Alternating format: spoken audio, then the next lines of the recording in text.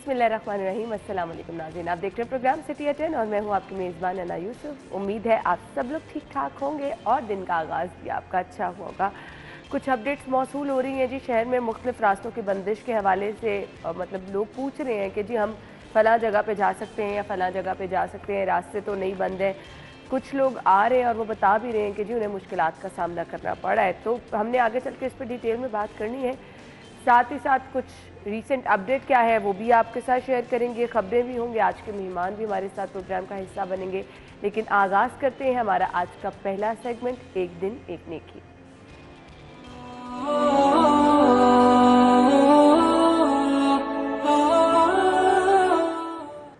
तो आज का पैगाम क्या है आपके साथ शेयर करेंगे। नहमदुहु व नुसल्ली अला रसूलिहिल करीम, अम्मा बाद। मेरे दोस्तों, बुज़ुर्गों, भाइयों और मेरी बहनों, जैसे कि बाज़ हमारे दोस्त बेचारे बुखार हो जाता है, कोरोना में मुब्तला हो जाते हैं, इसका तोड़ क्या है?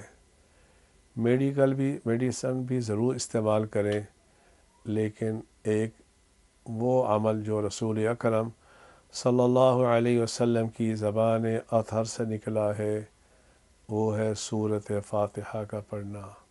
7 दफ़ा सूरत फ़ातिहा पढ़ के पानी पे दम करके, इस यकीन के साथ कि इमामुल अंबिया अलैहिस्सलातु वस्सलाम ने फरमाया अल्लाह ने फ़ातिहा में शिफ़ा रखी है, उस पानी को सुबह शाम पी लो, अल्लाह की कसम अल्लाह शिफ़ा अता फरमा देंगे। अल्लाह मुझे भी आपको भी इस पर अमल करने की तौफ़ीक़ अता फ़रमाए। व आखिरु दावाना अनिल हम्दुलिल्लाहि रब्बिल आलमीन। जी, तो ये था जी आज की अच्छी बात, आज का पैगाम जो कि आपके साथ शेयर किया। आज का मौसम कैसा होगा? ऑल्दो हमें कुछ सियासी टेम्परेचर हाई होता लग रहा है, मौसम कुछ बेहतर है, लेकिन वेदर कंडीशंस क्या हैं जी, ये हम जानते हैं आज के मौसम की सूरत हाल।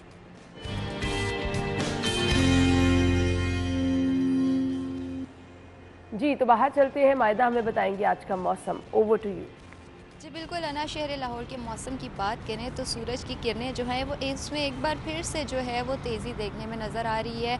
सूरज की किरणें इस टाइम फुल तेज़ हैं और सूरज जो है वो इस टाइम दर्जा हरारत अगर महकमा मौसमियात की जानिब से देखा जाए तो 28 डिग्री सेंटीग्रेड रिकॉर्ड किया गया है। गुज़श्ता रोज़ जो है वो बारिशें हुई, उससे मौसम में थोड़ी सी जो है वो बेहतरी देखने में नज़र आई, लेकिन इसी हफ्ते में जो है टेम्परेचर तो कम रहेगा, लेकिन उसी के साथ अगले हफ्ते से जो है वो एक बार फिर गर्मी की शिद्दत में जो है वो खासा इजाफा देखने में नज़र आएगा।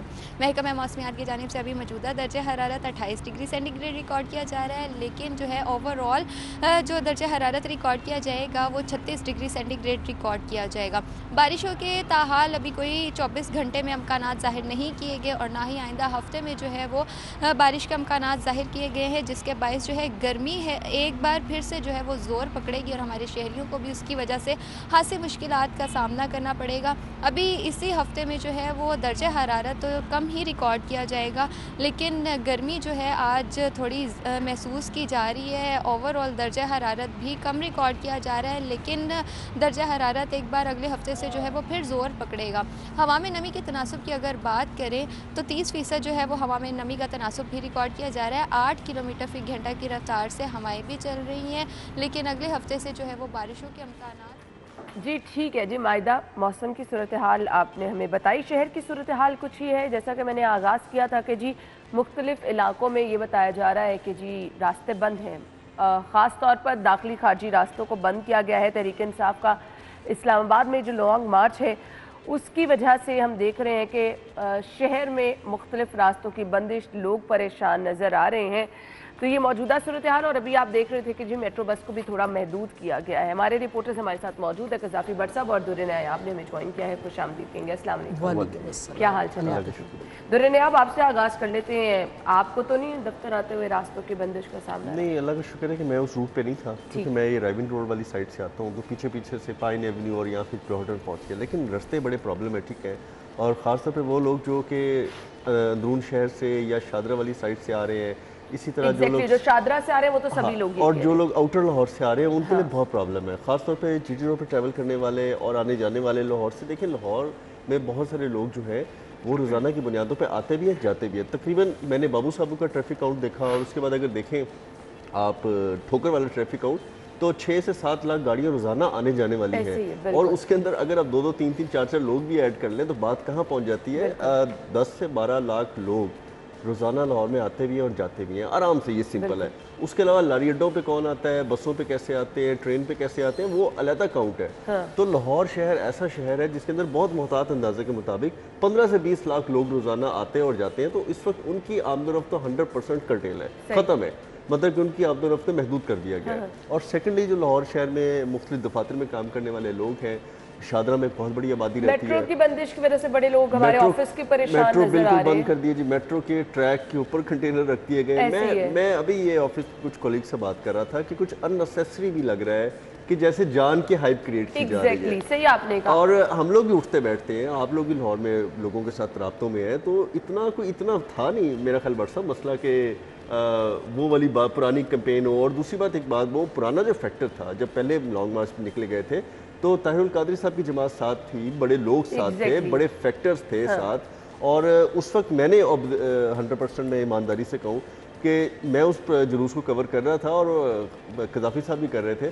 तो जैसे ही वो जुलूस दाता साहब थोड़ा आगे निकला तो कुछ लाहौरिये बैक पे जाना शुरू हो गए थे, और आगे वो जाते हुए वो उस स्ट्रेंथ पे नहीं थे जो माल रोड पे उनकी स्ट्रेंथ थी। तो ये भी लाहौर का ना एक फैक्टर है कि ठीक है लाहौर में बड़ी रौनक होती है, लेकिन लाहौर से बाहर निकलते ही ना आपको लाहौर के डायनामिक्स चेंज हो जाते हैं और लाहौरियों को भी मिजाज चेंज हो जाता है। ऐसे ही है। बट सब क्या कहेंगे आप? देखिए, किसी हद तक दुरे की बात ठीक है कि हाइप क्रिएट की जा रही है, लेकिन मैंने जो देखा जब भी कोई इस तरह की कोई पॉलिटिकली मूवमेंट होती है ना, तो इसी तरीके से किया जाता है, कहीं थोड़ा ज़्यादा हो जाता है। असल में आप देखें ना, आप एक खौफ क्रिएट कर रहे हैं पीटीआई के लिए, और मेरा ख्याल है कि गवर्नमेंट इसमें बड़ी हद तक कामयाब हो गई है।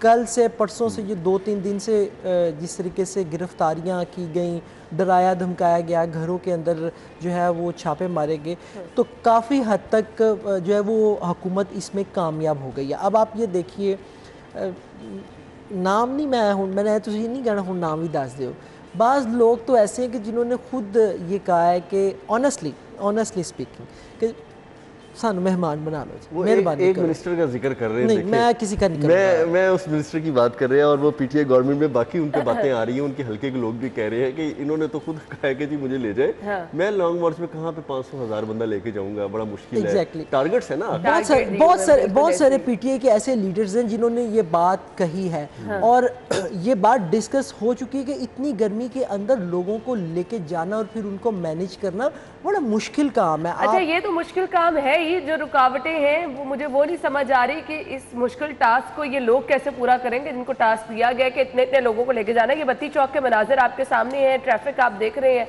अच्छा, पुलिस की भारी नफरी भी यहाँ नजर आ रही है, और साथ ही साथ रास्ते बंद किए गए हैं।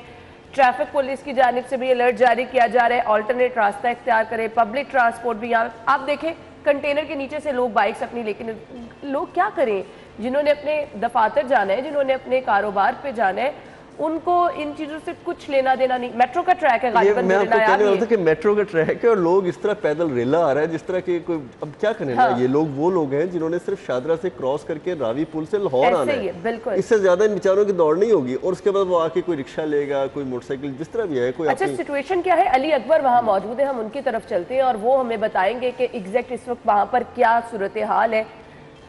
अली की तरफ चलते हैं। जी अली, बताइएगा। अब हम देख रहे हैं रास्ते तो बंद किए गए हैं, पुलिस की भी यहाँ पे भारी नफरी नजर आ रही है, यानी कुछ तसादुम किसी सूरत हाल भी हो सकती है। क्या यहाँ पर आप हालात देख रहे हैं?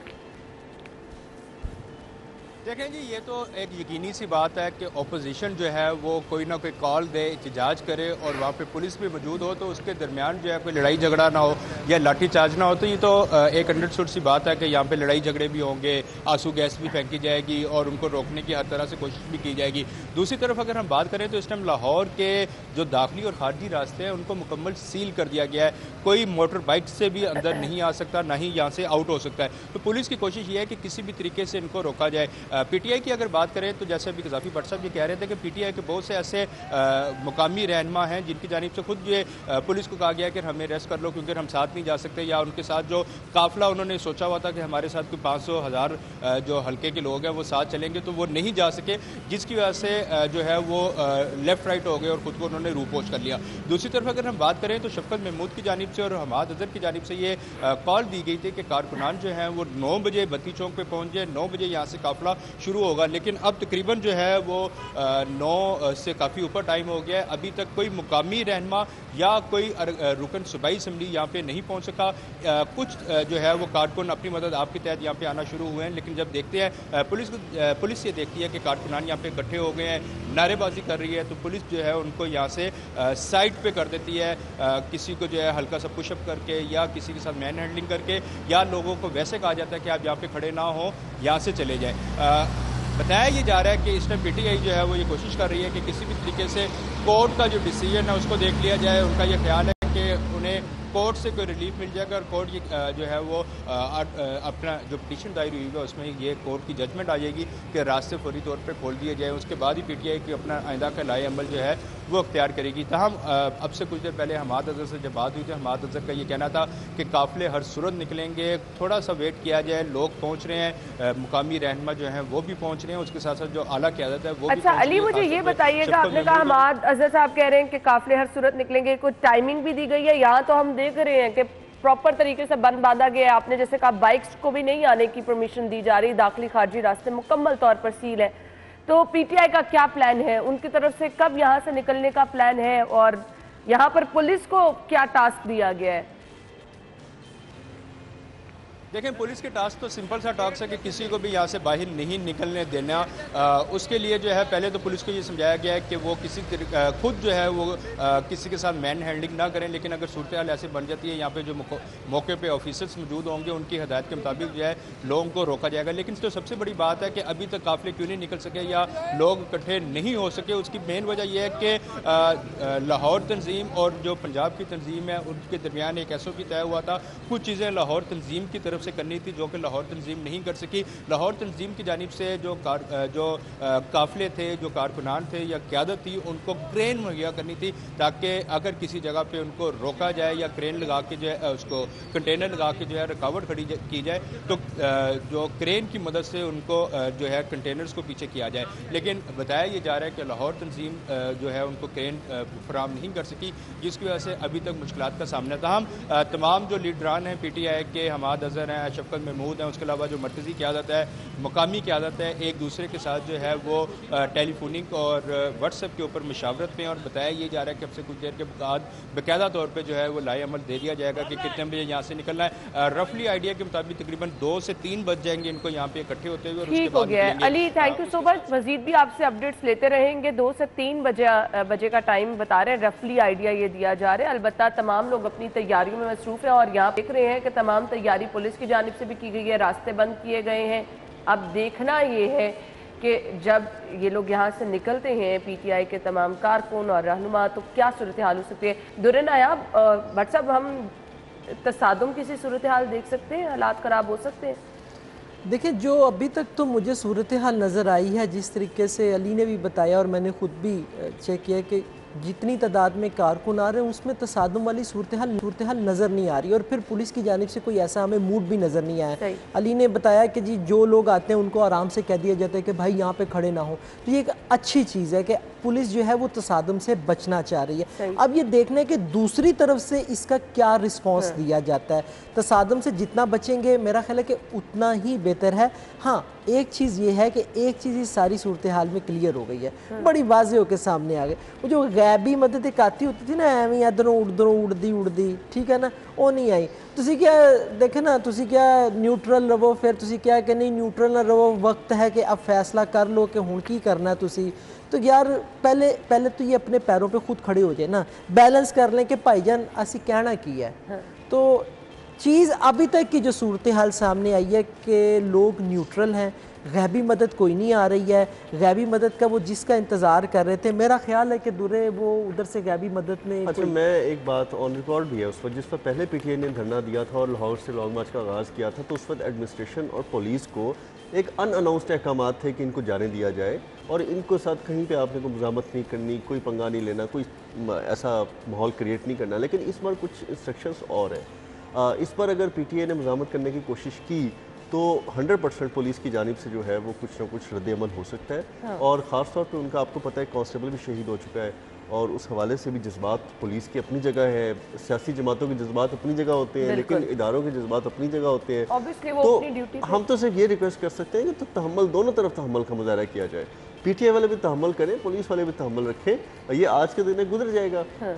और जो मैं अब तक अली अकबर की बात सुन रहा था, मुझे लग रहा है कि वो अदालत के किसी फैसले का आसरा लेंगे, उसके पीछे जाएंगे, हाँ, छुपेंगे, इंतजार कर रहे हैं, इंतजार उसके कर बाद रहे कुछ हैं, डिसीजन हाँ, लेंगे। इंतजार कर रहे हैं। अच्छा, वरना अब तक काफिला शायद टकरा अच्छा, चुका होता मैं है। आपको एक और चीज़ भी बताऊँ। मैं जो चीज़ देख रहा हूँ, आप ये देखें कि जिस तरह पीटीआई के कारकुनों को निकलना चाहिए ना, आप ज़रा थोड़ा सा गौर कर लीजिएगा, उस तरीके से वो नहीं निकले वो हैं। माहौल नहीं है ना, वो माहौल नहीं है, वो म्यूजिक नहीं है, वो नहीं, म्यूजिक के अलावा भी आप ये देखें। अच्छा, ये जो पकड़ धकड़ हो रही है, इससे तो नहीं खौफजदा हो रहे? नहीं, बिल्कुल होता है। आपके घर एक दिन पुलिस वाला आ जाए और अगले दिन जो है आपको टेंशन होती है, 2 दिन मुसलसल आ जाए, तो तीसरे दिन घर वाले आपको मारने पे आ जाते ऐसे ही हैं। है। अच्छा, हम यहीं से गुफ्तगू का सिलसिला आगे बढ़ाएंगे। हमने अपने नाज़रीन को अपडेट भी रखना है, कौन कौन से रास्ते बंद हैं, बाहर की सिचुएशन क्या है। मुझे अभी ब्रेक का कहा जा रहा है, ब्रेक के बाद वापस आते हैं। आपने उनकी मुलाहिजा की।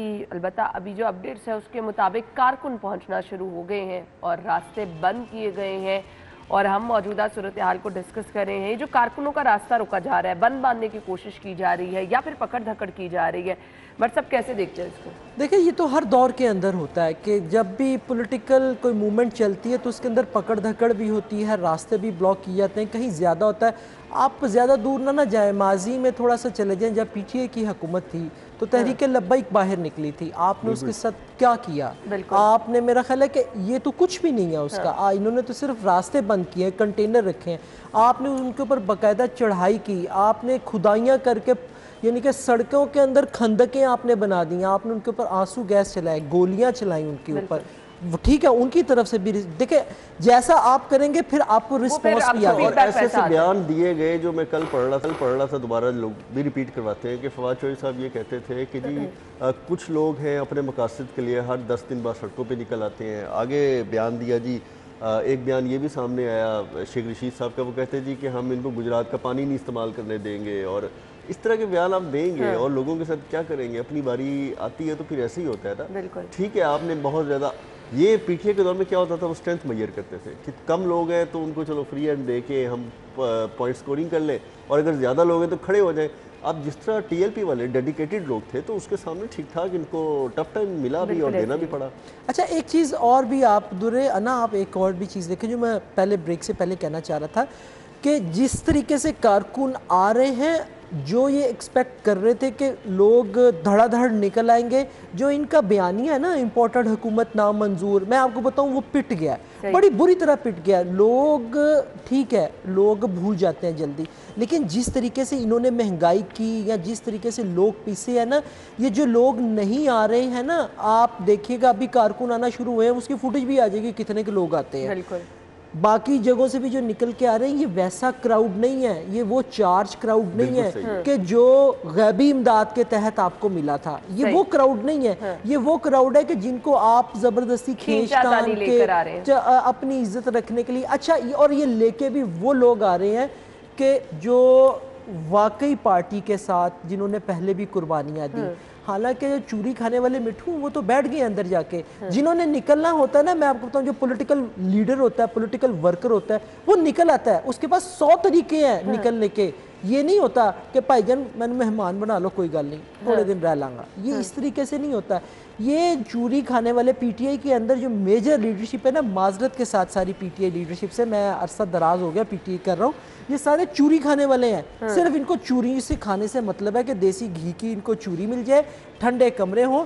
ये इनको कहें, अगर ये निकल जाते, इनको कहिएगा बैठ के दिखाएं मुझे इस गर्मी में। इस गर्मी में वही बैठेगा कि जो पीटीआई का रियल कारकुन है, बिल्कुल सही जिन्होंने पहले भी कुर्बानियां दी हैं, लेकिन उनको मिला कुछ नहीं, मिला कुछ नहीं। ये आप जेल में रखिएगा। सही कह रहे हैं हम तनकीद बहुत ज़्यादा करने के, अब ठीक है जी, हम आदी नहीं है ना, हमें करनी चाहिए बहुत ज़्यादा, लेकिन आप देखें आपको हासिल क्या हुआ था। जितने भी डेडिकेटेड लोग थे, क्या शादरा से यासिर गिलानी साहब ने ज़मान पार्क के सामने जाके एहतजाज नहीं किया था?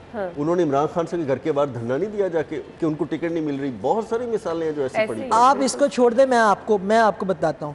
ये जो हमारे जो पीटीआई ने गवर्नर बनाए उमर सरफराज चीमा साहब को, ये बड़ी छलांगे मारते फिर रहे हैं, बड़ी छलांगे मारते फिर रहे हैं। इनको जब सेनेट का टिकट देके इनसे वापस लिया गया ना, मैं वो देखूंगा, अगर इंशाल्लाह मुझे उम्मीद है कि मेरे पास वो क्लिप पड़े होंगे मेरे गूगल के अंदर, मैं वो क्लिप ला के दिखाऊंगा।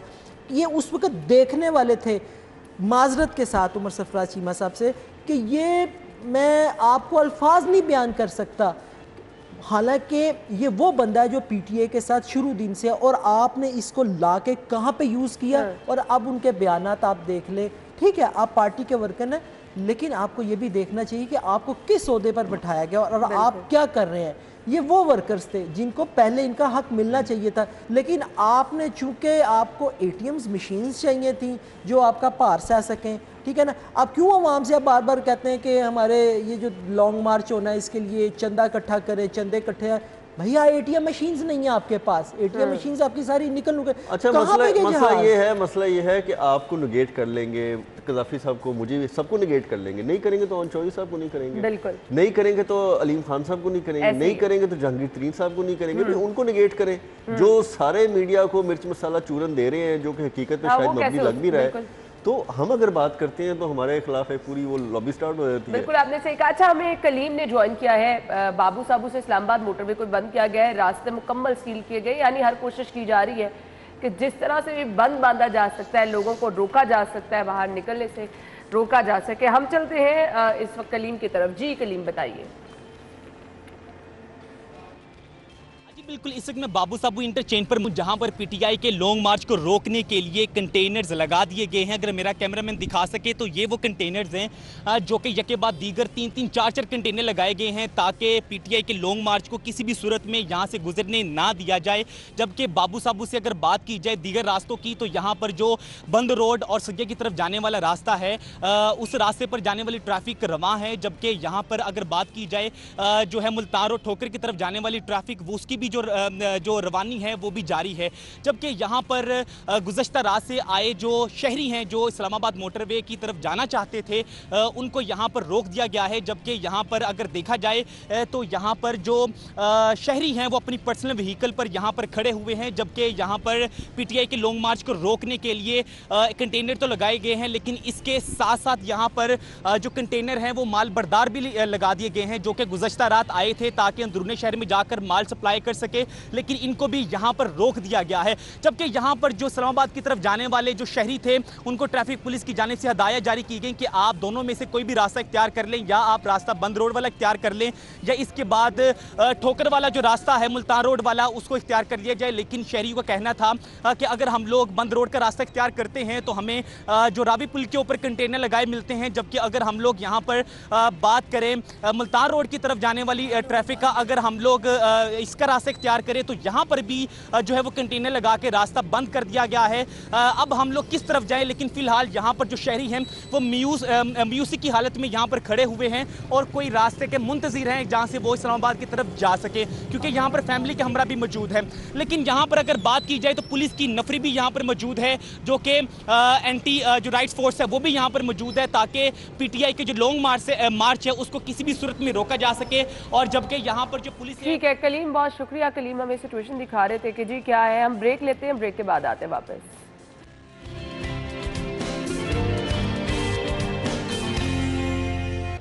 Welcome back. मौजूदा सूरत हाल से रिलेटेड हाईकोर्ट से एक अपडेट आई है, और अपडेट ये है, लॉन्ग मार्च के दौरान मोबाइल सिग्नल की बंदिश, पेट्रोल की मुमकिन अदम फराहमी के खिलाफ दरख्वास्तों पर समाअत, पीटीआई कारकुनों की नजरबंदियों के अहकाम दरख्वास्त गुजारों को देने का हुक्म, पीटीआई अवामी तहरीक लब्बैक के धरनों में नुकसानात की रिपोर्ट तलब। मलिक अशरफ ने हमें ज्वाइन किया है। मलिक साहब, तफसीलात बताइए। ना बिल्कुल, आज लाहौर हाई कोर्ट के जस्टिस चौधरी अब्दुल अजीज की अदालत में डॉक्टर यास्मीन राशा समेत दीगर की दरखास्तों पर समाअत हुई है, और अदालत ने पीटीए के रहनुमाओं और कारकुनों की नजरबंदियों के अहकाम जो हैं वो दरखास्त गुजारों को फराहम करने का हुक्म दिया है। यानी कि जिस इसने लाहौर हाई कोर्ट से रुजू किया है उसको अदालत ने कहा है कि इनको नजरबंदियों के अहकाम दिए जाएं। और अदालत ने PTI पाकिस्तान अवामी तहरीक PLP के जलसों और धरनों के दौरान होने वाले नुकसान की रिपोर्ट भी तलब की है। और मजीद अदालत ने इस केस की समाअत जो है कल तक के लिए मुलतवी की है। जब इस केस की समाअत का आगाज हुआ तो पंजाब हुकूमत की जानिब से सैयद फरहाद तिरमिज़ी पेश हुए, जबकि दरखास्त गुजारों की जानिब से अजहर सदीक पेश हुए। सरकारी वकील ने यह कहा कि 661 नजरबंदियों का अहकाम जारी किए गए हैं। मजीद जिसपे सरकारी वकील का यह भी कहना था कि आइन के आर्टिकल 10A के तहत दरखास्त गुजारों को नजरबंदी के अहकाम फ्राहम जो उनको नजरबंद किया गया, जिस पर अदालत ने कहा कि ये तमाम अहकाम जो हैं वो दरखास्त गुजारों को फ्राहम करें। जस्टिस चौधरी अब्दुल अजीज ने PTI के वकील से मुकालमा करते हुए कहा कि PLP के भी तो आप ही लोगों ने नजरबंदियों के अहकाम जारी किए थे। और मजीद जिससे जस्टिस चौधरी अब्दुल अजीज ने मजीद ये भी कहा कि कल आ जाए, जुमे को ना आए क्योंकि मेरे घर में रावलपिंडी मैंने जाना है। जिसपे मजीद जस्टिस चौधरी अब्दुल अजीज ने ये रिमार्क किए कि चेयरमैन PTI जो है उनको कह दीजिएगा कि कम से कम मेरे घर तक मुझे पहुंचने के लिए रास्ता फराहम कर दें। जस्टिस चौधरी अब्दुल अजीज के रिमार्क्स पर अदालत में कहा भी लगा। फिर मजीद ये कहा गया कि अगर हो सके तो अजहर सदीक साहब का भी एक नजरबंदी का आर्डर करवा दें। ये जस्टिस चौधरी अब्दुल अजीज ने ज़राए मजाक की बात की रिमार्क दिए, जिस पर फिर कहा लगा। जस्टिस चौधरी अब्दुल अजीज ने मजीद ये भी कहा कि पार्लियामेंटेरियन जो है उसको स्पीकर के इल्म में लाकर गिरफ्तार करना होता है। डॉक्टर यास्मी राशिदा खानम कैंसर की मरीजा हैं, ये कोई पार्लियामेंटेरियन है जिनके हवाले से PTI के वकील ने कहा। तो डॉक्टर साहबा एक नफीस खातून है, कहाँ हैं वो, ये कहना था जो जस्टिस चौधरी अब्दुल अजीज का। और उन्हें क्या नजरबंद कर दिया गया है ये उन्होंने पूछा, जिस पर अदालत में वजाहत की वकील ने कि डॉक्टर राशिदा खानम जो है उनको हिरासत में रखा गया है, ये पार्लियामेंटेरियन है। जिस पर जस्टिस चौधरी अब्दुल अजीज ने कहा कि सियासी जमातों के जज्बात हमेशा ऊंची सतह पर होते हैं और अगर किसी को रिलीफ देना बनता हुआ तो जरूर मिलेगा, ये जस्टिस चौधरी अब्दुल अजीज ने कहा। और मजीद उन्होंने ये भी कहा कि अदालत ने अपने दायरा इख्तियार के तहत काम करना होता है और हमने PLP के नजरबंदों के कितने अहकाम खत्म किए थे ये भी उन्होंने कहा। और मजीद जस्टिस चौधरी अब्दुल अजीज का ये भी कहना था कि PLP PTI पाकिस्तान अवामी तहरीक के धरनों के दौरान भी जो नुकसान हुए हैं उस हवाले से रिपोर्ट दी जाए।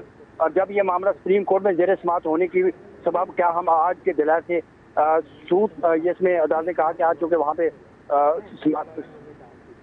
तो अदालत ने इस केस की मजीद समाअत जो कल तक के लिए मुलतवी की है और इस हवाले से कहा है कि हम कल इस केस को देखेंगे और हमने सारा केस सुनकर लिखवाना भी होता है, इसलिए अदालत का मजीद भी कहना था कि या तो फिर हम ये करूँ कि खामोशी से सुनकर सुन लूँ और रात को सुकून के साथ सो जाया करूँ।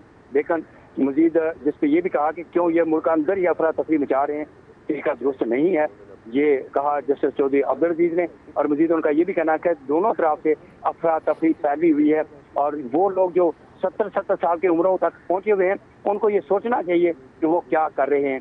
ये रिमार्क है जस्टिस चौधरी अब्दुल अजीज के। मजीद उन्होंने ये भी कहा कि ऐसी बातें काम का जो है नौजवान करें तो बात है, मगर इनको ख्याल करना चाहिए जो बुजुर्ग हैं 70 साल के हैं। मजीद जो जस्टिस चौधरी अब्दुल अजीज हैं उन्होंने इस केस की समाअत कल तक के लिए मुलतवी की है। जी मलिक अशरफ, बहुत बहुत शुक्रिया। मलिक अशरफ हमारे साथ मौजूद थे और तफसीलात से आगाह कर रहे थे हाई कोर्ट की जानिब से क्या अहकाम ज़िम्मन में जारी किए गए हैं। अलबत्ता मुख्तलिफ जो दाखिली खारजी रास्तों पर सूरत हाल है वो भी हमने आपको बताई और इसके साथ साथ अब पाकिस्तान तहरीक इंसाफ के कारकुन जो पहुंचना शुरू हो गए। मजीद भी आगे चल के हम शो में आपको अपडेट्स जो हैं वो देते रहेंगे। अली अकबर भी हमें बताएंगे कि क्या अपडेट्स हैं, तो हम ज़रूर आपके साथ शेयर करेंगे। फ़िलहाल हमें जाना है ब्रेक की तरफ। बट साहब बहुत बहुत शुक्रिया। दुर नायाब आपके वक्त का भी शुक्रिया। नाज़रीन आप हेडलाइंस जानिएगा, फिर शो में एक बार से हाजिर होंगे।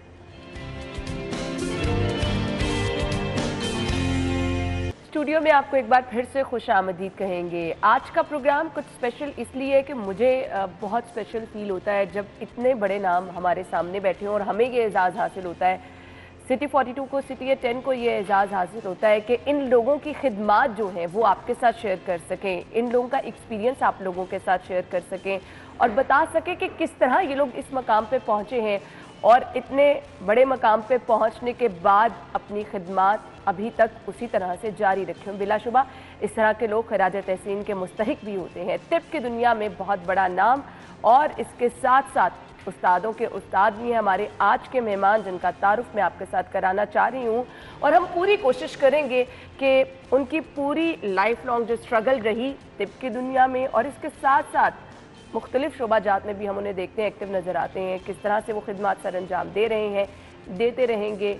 हम ज़रूर इस पर भी रोशनी डालेंगे। और फिर हमारी मेडिकल फील्ड जो कि हम देख रहे हैं कि हर आए दिन जो है हमें नए तजुर्बात का सामना होता है, नई चीज़ों का सामना होता है, इसके लिए वो कितने मुतहर्रिक हैं और जो स्टूडेंट्स अब मेडिकल की तालीम हासिल कर रहे हैं उनके लिए किस तरह से आसानियाँ पैदा कर रहे हैं, इस पर हम बात करेंगे। हमारे साथ स्टूडियो में आज के जो हमारे मेहमान मौजूद हैं, तारुफ कराना चाहूँगी। प्रोफेसर अख्तर सुहेल चुगताई साहब ने हमें ज्वाइन किया है, जो कि CEO चुगताई लैब है। इसके साथ साथ प्रोफेसर खालिद मसूद गोंदल साहब ने हमें ज्वाइन किया है, VC king Edward medical university. अपने आज के मेहमानों को खुशामदीद कहेंगे। अस्सलाम वालेकुम। वालेकुम सलाम। क्या हाल चले आप? मैं बिल्कुल ठीक। बहुत बहुत शुक्रिया आपके वक्त के लिए। सबसे पहले हम स्टार्ट कर लेते हैं प्रोफेसर अख्तर सुहेल चुगताई साहब से। एक बड़ा नाम मैंने आपको कहा तिब की दुनिया में है और इनको अभी रिसेंटली जो है लाइफ टाइम अचीवमेंट अवार्ड से भी नवाजा गया है, कैसा लगता है? हाँ, आपने एक इदारे में आप एज स्टूडेंट दाखिल हुए थे। मैं 1968 में एडमिट हुआ था किंग एडवर्ड में। तो इतने साल गुजरने के बाद अगर आपका इदारा समझे कि आपने इदारे के लिए या इस मजमून के लिए या इस शोबा के लिए अगर कोई खिदमात की हैं और अगर इदारा उसको एक्नॉलेज करे तो बहुत अच्छा लगता है। प्रोफेसर साहब, जब एज ए स्टूडेंट आए तो कभी सोचा था कि इस मकाम पर भी पहुंच जाना है मैंने? इंसान को कभी नहीं पता होता कि वो कहाँ तक पहुँचेगा। सही, बिल्कुल आपने सही कहा। अच्छा जी, मैं हमारे साथ खालिद मसूद गोंदल साहब मौजूद हैं और प्रोफेसर साहब उनके भी टीचर हैं। मेरे ख्याल से बहुत एजाज़ की बात होती है। कैसा महसूस हो रहा है आज आपको? देखिए जी, आई फील वेरी ऑनर्ड ना, और मेरे लिए बड़ी एक इज़्ज़त का ये मकाम है कि मैं अपने उस्ताद के साथ बैठा हूँ। मुझे याद है जब मैं 3rd ईयर का स्टूडेंट था, दिस फर्स्ट 1981-82। अच्छा। तो सर उस वक्त हमारे पैथोलॉजी के असिस्टेंट प्रोफेसर, फिर एसोसिएट प्रोफेसर, माशाल्लाह, और जिस अंदाज में सर पढ़ाया करते थे, पढ़ने के बाद हमें कभी किताब पढ़ने की ज़रूरत नहीं होती थी। ज़बरदस्त। और मेरे सारे सब्जेक्ट में जो मैक्सिमम मार्क्स आए हैं वो पैथोलॉजी में आए हैं और इन असातिज़ा की वजह से। माशाल्लाह माशाल्लाह। कैसा महसूस होता है जब स्टूडेंट्स को देखते हैं कि अच्छे ग्रेड्स भी हासिल कर रहे हैं, किसी मकाम पर पहुंचे हैं? आज एज ए VC आपके स्टूडेंट आपके सामने मौजूद हैं। देखिए, दो बातें।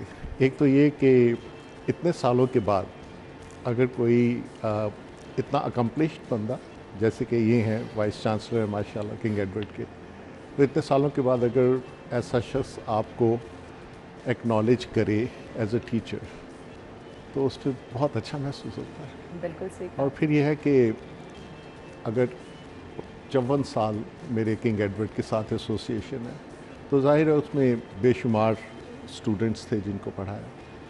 तो जब उनमें से वो लोग किसी मकाम पे पहुंचते हैं अपने प्रोफेशन में तो बड़े फ़ख्र की बात होती है, देख के बहुत अच्छा लगता है। बिल्कुल आपने। और फिर यह है कि वो फिर एक लेगेसी को कैरी फॉरवर्ड करें। बिल्कुल आपने सही कहा। इतने इतने बड़े नाम आपके साथ जुड़े हैं जो आपके स्टूडेंट रहे। हमारे सामने प्रोफेसर साहब एक बड़ी मिसाल है। फिर आपको आपकी खिदमत के इतराफ़ में लाइफ टाइम अचीवमेंट अवार्ड से भी नवाजा गया। इतनी बड़ी कामयाबियाँ समेट के भी एक सफ़र जारी रहता है और कोशिश होती है कि अब मज़ीद जो है वो खिदमत की जाए। क्या प्लान्स हैं मज़ीद आगे आपके? मैंने ज़िंदगी में कभी कोई प्लानिंग नहीं की। ज़बरदस्त। मैंने ज़िंदगी में कोई गोल सेट नहीं किए। मैं अपने बच्चों को, अपनी औलाद, अपने स्टूडेंट्स को एक बात कहता हूँ कि ऑनेस्ट, प्रोफेशनल, हार्ड वर्क।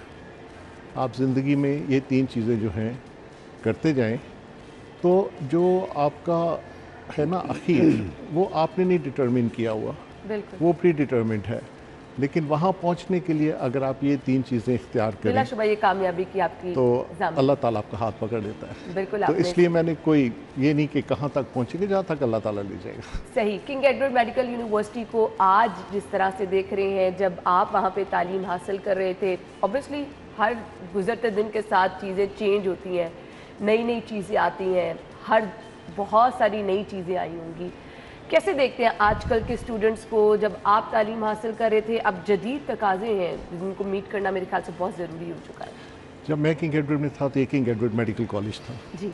फिर ये जब यूनिवर्सिटी बना तो बहुत सारे इसके अंदर बहुत से लोगों की ना रिजर्वेशंस थी कि पता नहीं इस इदारे का क्या बनेगा, और बहुत हद तक वो उसमें हकीकत भी थी। शुरू में यूनिवर्सिटी को बहुत चैलेंजेस का सामना करना पड़ा। इस तरह भी कि एक वक्त ऐसा भी आया कि कोई जो प्रोफेसर्स हैं, जो टीचर्स हैं, वो किंग एडवर्ड को ज्वाइन नहीं करना चाहते थे, हालात इतने ख़राब हो गए थे। फिर एक बड़ा अच्छा ट्रांसफॉर्मेशन हुई है पिछले चंद सालों में, ख़ास तौर पे जब से प्रोफेसर गोंदल साहब ने टेक ओवर किया। और उसका देखिए कोई इदारा किस तरीके से परफॉर्म कर रहा है उससे पता लगता है जब वो किसी चैलेंज उसके ऊपर आता है। बिल्कुल आपने सही कहा। जैसे कोविड का चैलेंज आया, इस ज़माने में जिस तरीके से किंग एडवर्ड ने परफॉर्म किया है, उसके पेशेंट्स को डील करने में, उनके इलाज में, उनकी डायग्नोस्टिक्स में, फिर एजुकेशन में जो इन्होंने अपनी सर्विसेज शुरू की, ऑनलाइन टेलीमेडिसिन शुरू की, ये बहुत कमाल के काम थे। लेकिन फिर मैं ये कहूँगा किंग एडवर्ड से इसी चीज़ की तवक्को थी, किंग एडवर्ड को ऐसे ही करना चाहिए था, और क्योंकि हमारी एक्सपेक्टेशन किंग एडवर्ड से यही रही है, तो मैं बड़ा कमेंट करता हूँ प्रोफेसर गोंदल साहब को। और फिर जो इन्होंने टीम डेवलप की, इन्होंने कोई भी इदारा जो है, एक शख्स की लीडरशिप होती है अपनी जगह पे, लेकिन अगर लीडर एक अच्छी टीम बनाने में कामयाब हो जाता है तो उसकी तरक्की जो है वो बहुत तेज़ हो जाती है। तो पिछले कोविड में और उससे पहले भी अब एक ऐसा वक्त आया है जब दोबारा से किंग एडवर्ड की फैकल्टी मुकम्मल है। अभी मैं उधर से होके आ रहा हूँ, वहाँ पे एक किताब मेला लगा हुआ है, बुक फेस्टिवल लगा हुआ है।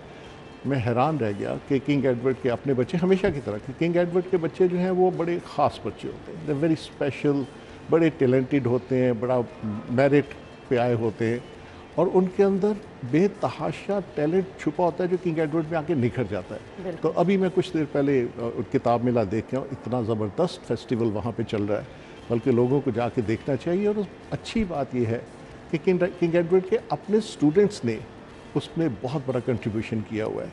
तो ये कुछ तब होता है जब इदारे का सरबराह जो है वो माहौल वैसा पैदा करता है। आज किंग एडवर्ड में उसके जो पुराने स्टूडेंट्स हैं, पुराने असातिज़ा हैं, पुराने वाइस चांसलर्स हैं, वो बड़े वेलकम हैं वहाँ पे। वो बड़ी खुशी से वहाँ जाते हैं, उनको बहुत वेलकम किया जाता है, और ये इसी तरह से फिर इदारे के साथ एसोसिएशन जो है और मजबूत होती है और इदारा तरक्की करता है। आप प्राउड भी फील करते हैं। गोंदल साहब, जिस तरह से एक पूरा नक्शा बता दिया किंग एडवर्ड का, आप ही के उस्ताद ने, के क्रेडिट आपको दे रहे हैं, आप ही ने टीम बनाई, स्टूडेंट स्पेशल है, फैकल्टी स्पेशल है, किस तरह से कर लेते हैं? मतलब ये तो एक बहुत बड़ा चैलेंज होता होगा आपके लिए। देखिए जी, मैं ये समझता हूँ कि इसका क्रेडिट भी असातिज़ा को ही जाता है और मेरी तमाम फैकल्टी को जाता है। और ये याद रखिएगा कि आपके वालिदैन दो तरह के होते हैं। एक जो आपके पेरेंट्स हैं वो ज़रिया बनते हैं आपको आसमान से ज़मीन पे लाने का, फिर आपके रूहानी पेरेंट्स होते हैं जो उस्ताद मेरे राइट, ये आपको ज़मीन से आसमान में ले जाने का ज़रिया बनते हैं। और कुछ असातिज़ा होते हैं जो रोल मॉडल होते हैं ना। अब प्रोफेसर सुहेल चुगताई साहब से हमने क्या सीखा? टाइम पे आना, टाइम पे जाना, वेल ड्रेस्ड। ये ड्रेस्ड आज इनका है, मुझे थर्ड ईयर का 1982 का याद आ रहा है कि इसी तरह कि एक डिसिप्लिन और फिर टीचिंग और एकेडमिक एक्टिविटी और रिसर्च का टच और टीम को डेवलप करना और टीम को साथ लेके चलना, ये असातिज़ा से सीखा। फिर इसको प्रैक्टिस किया और किंग एडवर्ड की फैकल्टी को मैं खराज तहसीन पेश करता हूँ कि कोविड के दिनों में 12 जून 2022 इस वक्त 12 जून 2020 425 पेशेंट कोविड के थे म्यू में, not a single patient was refused, और सबको फ्री ऑफ कास्ट ट्रीटमेंट दिया गया। और ट्रीटमेंट करने वाले कौन? प्रोफेसर बिल्कीस शबीर, उनकी टीम, साकिब सईद उनकी टीम, प्रोफेसर फ़रख साहब और प्रोफेसर ज़ारा उनकी टीम। और ये वो लोग थे जो खुद पॉजिटिव हुए, नेगेटिव होते ही दोबारा पेशेंट के साथ हो। इसी तरीके से टेली मेडिसिन जब आउटडोर बंद हो गया तो हमने इस्टेब्लिश किया कि लोग घरों में बैठे परेशान हैं, कोविड का एक खौफ है, तो टेली मेडिसिन डिपार्टमेंट के ज़रिए 17,000 पेशेंट की टेली कंसल्टेशन की। और मैं यहाँ ज़रूर तज़किरा करना चाहूँगा कि टेली मेडिसिन का इनिशिएटिव जो है 20 मार्च 2020 को ये गवर्नर चौधरी मोहम्मद सरवर साहब का था, हमें क्रेडिट देना चाहिए जिनका ये है। और फिर उसके बाद हमने इसको तसलसल के साथ कायम किया हुआ है। 14 शोबे हैं। टेली मेडिसिन ऐप इसका किंग एडवर्ड का गूगल प्ले स्टोर पे आप डाउनलोड कर सकते हैं। आपके प्रोग्राम की वसादत से मैं पब्लिक को मैसेज देता हूँ कि कोविड के अलावा 16 स्पेशलिटी के हमारे स्पेशलिस्ट 8 से 2 बजे तक मौजूद हैं। और अभी कल आपके प्रोग्राम में मॉन्की पॉक्स का जिक्र किया, तो हमने एक अलहदा स्टेशन कल कायम कर दिया है कि इसका खौफ है, इसको कोई केस ऐसा रिपोर्टेड नहीं है, लेकिन एक खौफ है।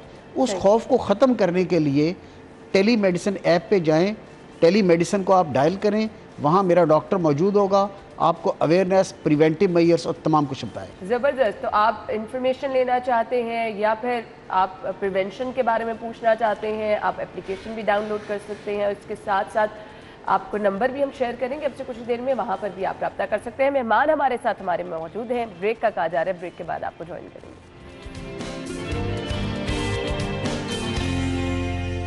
इसके साथ ही प्रोग्राम का वक्त अपने इख्तिताम को पहुंचा। ख्याल रखिएगा। अल्लाह हाफ़िज़।